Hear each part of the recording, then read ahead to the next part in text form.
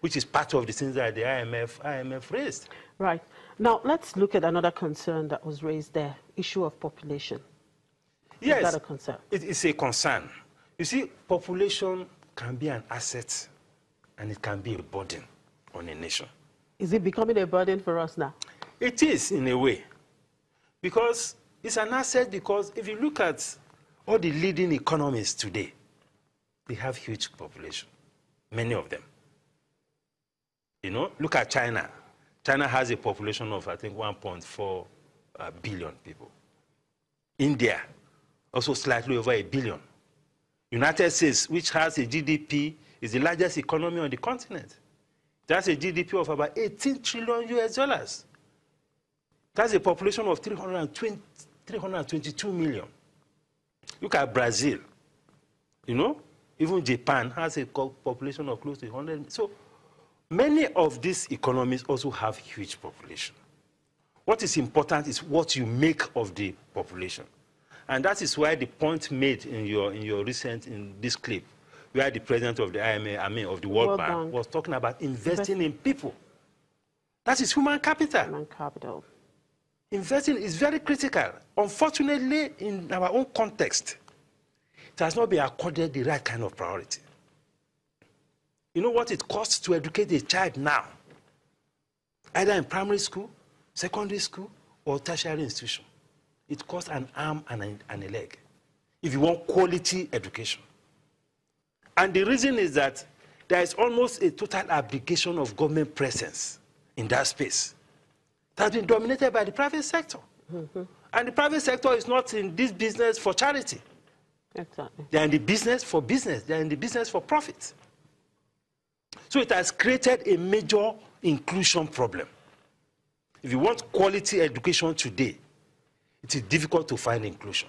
Because if you don't have the money, you can't get the education. Because you have a situation where you have more private institutions than government institutions. That is not the way to grow the human capital of a country. You should have a situation where no matter your income level, your children must have access to quality education. That is the point that the World Bank is making. Yeah, he also talked about the healthcare. The healthcare, yes. Look at the medical or the healthcare space.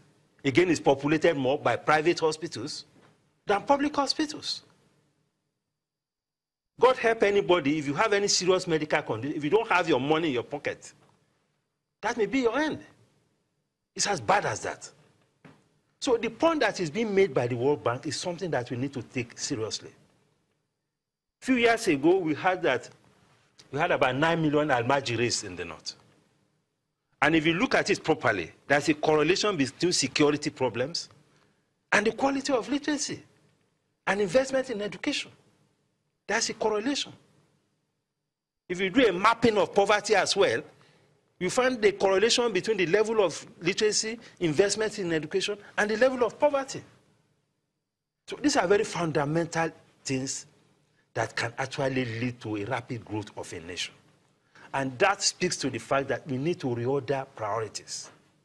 Government should get away from things that the private sector can do and concentrate on things like social sector spending, because what we are talking about now is social infrastructure. It is people that makes things happen. It is the quality of the population that will determine even the quality of leadership. If you have an educated population, nobody will just go and be throwing bags of rice around and get votes and get elected and begin to misbehave. So it could bring a lot of value. Now, we've seen in the second quarter of the year, Nigeria recorded 0.55% growth. And, of course, the IMF pointed out that, yes, Nigeria is growing, though it's not yet out of the wood, and pointed out that what's driving this growth, oil and agriculture.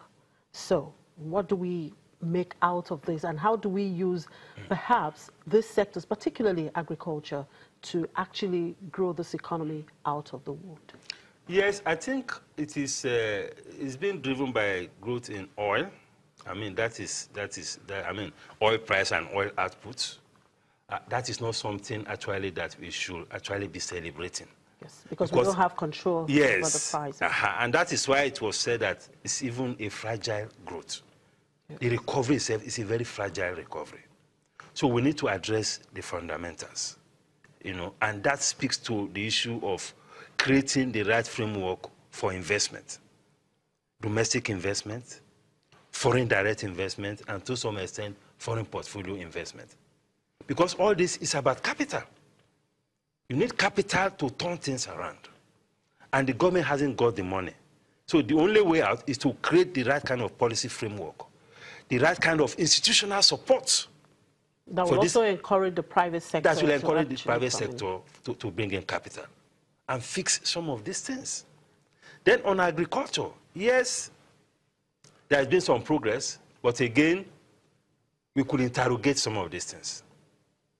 Because we have had challenges in the agricultural sector.